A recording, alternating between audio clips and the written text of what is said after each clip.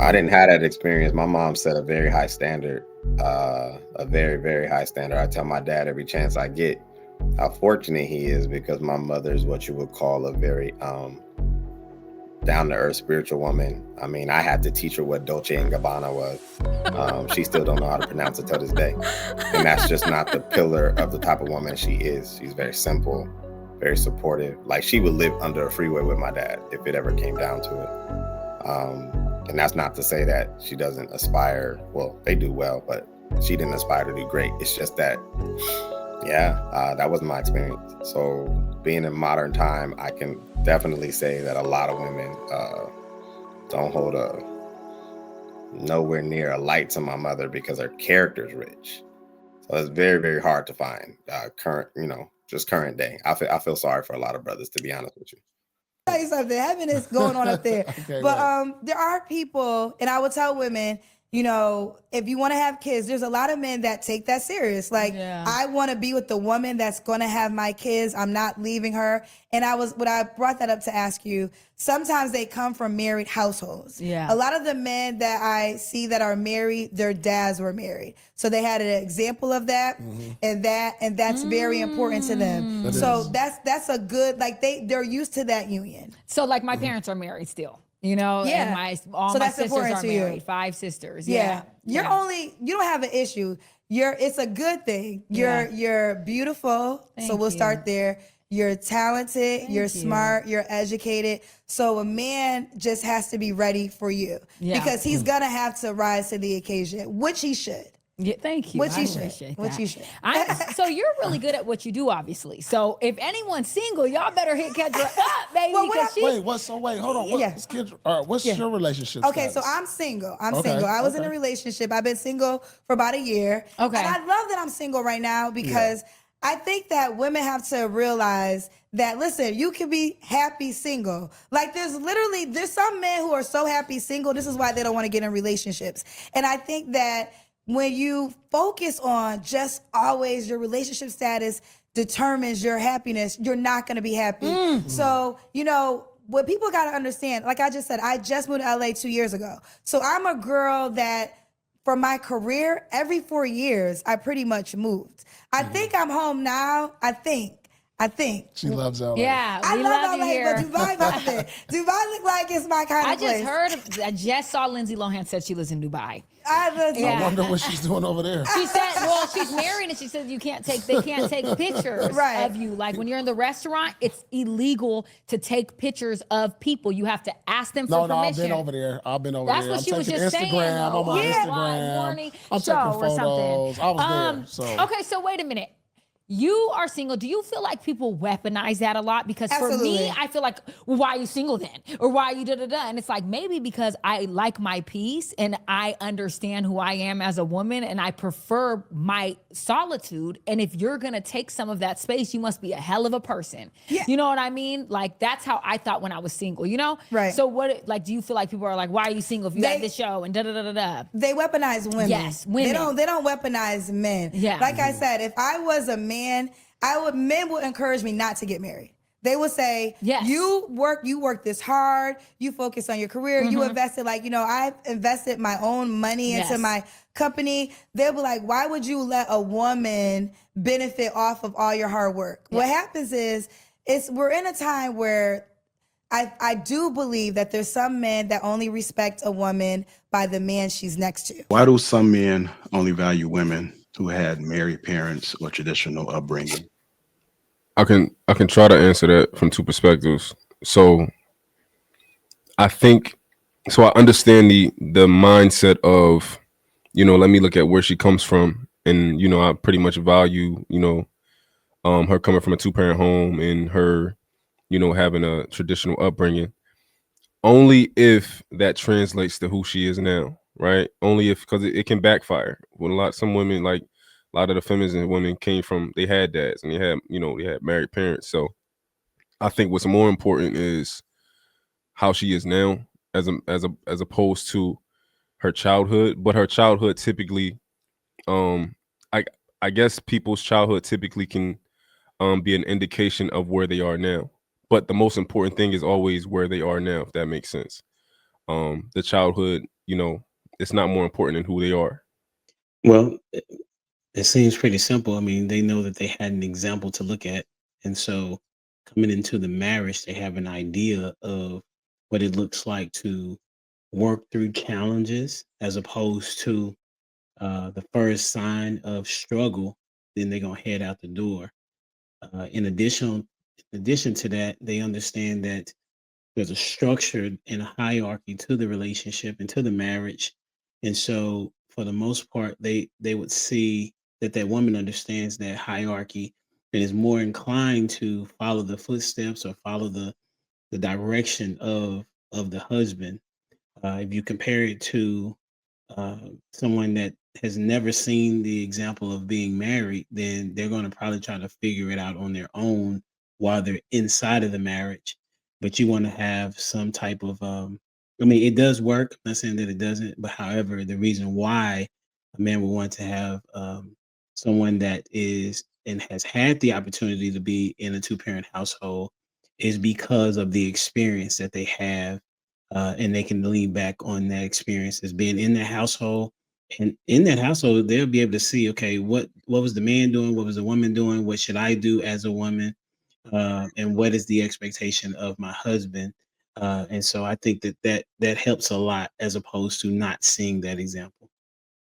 So I would say it's the data, right? A lot of men have access to the information right now, and statistically, women who are not a product of two continuously married parents struggle to keep a man afterward. Like the numbers just show that. It shows that they are more likely to be single mothers, they're more likely to have unsuccessful relationships, and that's there for us, right? We could say how we feel about it, but the data suggests something completely different than how many of us feel about it. And I mean, even if we were to take it beyond that, you can just see it anecdotally, right? We can tell what's happening out here. It's certain things that you're just missing. And I think Humble Dad really hit the nail on the head when he said they didn't have a proper example to pull from, right? Particularly when the man is absent, you'll see women who are, in a lot of times, a lot of cases, unfortunately taught not to value a man. And if you don't value a man, how can you appreciate that man? How can you treat a man like he's valuable? So why would a man want to jump into that situation? Now, this doesn't suggest that there aren't outliers. Of course there are, but overwhelmingly, you have the same outcome based on that experience. And men right now are becoming more pragmatic about it. They are understanding what it is. They're able to watch some of the previous generations and see the downfalls and see what's happening to men. It's a lot more available to us via social media, and we could see like, damn, this hasn't been working for people. And you see how women are treating you. And then now, since we got aeroplanes, right, we have access to different types of women, and people are able to actually experience that. So when you come back, you're like, damn, do I really want to attach myself to a person forever and I'm underappreciated? And the answer is no. Yeah, I agree with some of the other comments.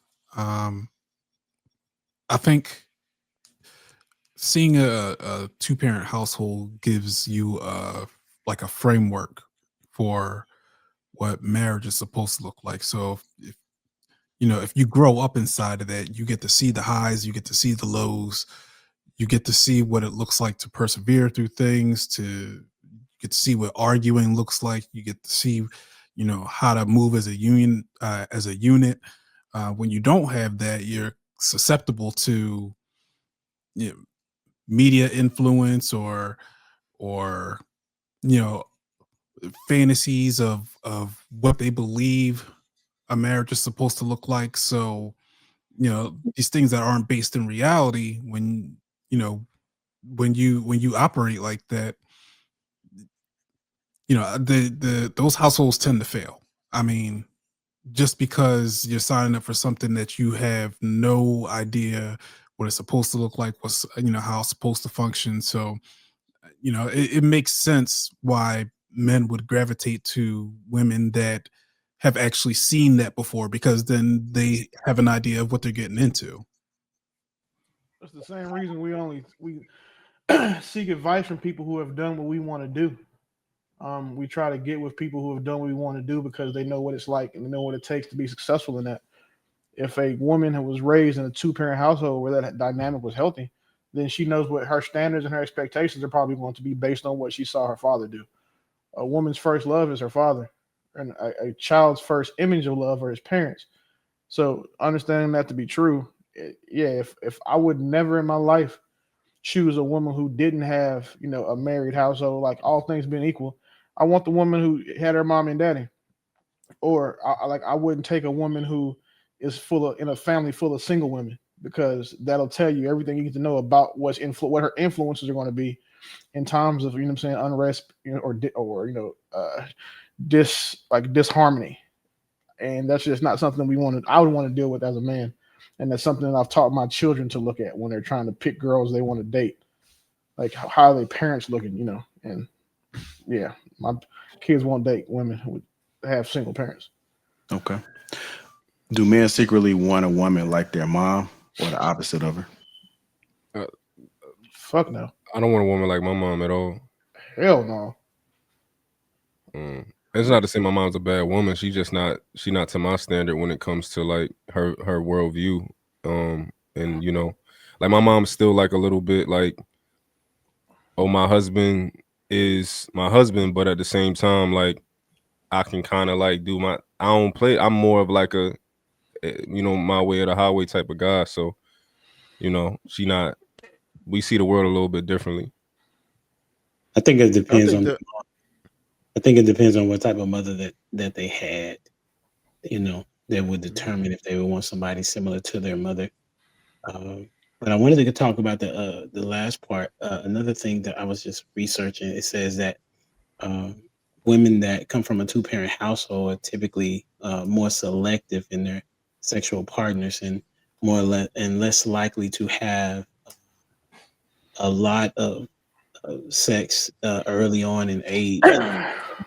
That's something also to put out there, because they, as someone already alluded to, they're looking to their dad, and their dad is if it's a two-parent household, typically the dad is doing a solid job of kind of providing her the game, or at least showing her what she should be looking for. And so if he is a solid dude, then that's something that she's going to look for. So but as far as with moms, I think it really kind of depends on what type of mother that was, as far as marrying someone like their mother. Not only that, but I think the level of self-awareness that that people that you're asking have. Like, you can ask a lot of men this question and they're like blinded by their pride in their family, or their pride just come where they come from. Like, I'm gonna always just tell it like it is, regardless. That's just how I get down. So it's a lot of guys you'll ask that question and they'll just either not be honest, or they won't really be able to really dig deep inside and ask themselves, do you want a woman like your mom? So Yeah, to answer that question, I would say that myself, I was looking for certain characteristics. Now you're not gonna get creepy and say you want somebody who looks like your mom or not like that. But as far as you want some of the attributes, like I was looking for someone who was nurturing, understanding, reasonable, feminine. Like, yeah, your mom should set the standard. I don't think it's very different from how men, women will look for qualities that their dad had in men. I mean, unless they had a really poor example, you would probably want some of the things because that's what you saw. That's what you saw work. You're like, oh, okay, this is what it's supposed to be like. So you look for at least a good portion of those attributes to be available in the female you pursue. Shit, I wanted the opposite of mine. My woman couldn't cook. I mean, my mama couldn't cook for shit. So hell no. Just that alone killed me out. Oh, yeah, that's why I said the same thing when I said no, because my mom was cool, but my mom was like 50 Cent mom and Get Rich or Die Trying. So I don't want my wife to be shit like that. I didn't have that experience. My mom set a very high standard, a very, very high standard. I tell my dad every chance I get how fortunate he is because my mother is what you would call a very down to earth spiritual woman. I mean, I had to teach her what Dolce and Gabbana was. She still don't know how to pronounce it till this day. And that's just not the pillar of the type of woman she is. She's very simple, very supportive. Like she would live under a freeway with my dad if it ever came down to it. And that's not to say that she doesn't aspire. Well, they do well, but she didn't aspire to do great. It's just that, yeah, that wasn't my experience. So being in modern time, I can definitely say that a lot of women don't hold a nowhere near a light to my mother because her character's rich. So it's very, very hard to find current, just current day. I feel sorry for a lot of brothers, to be honest with you.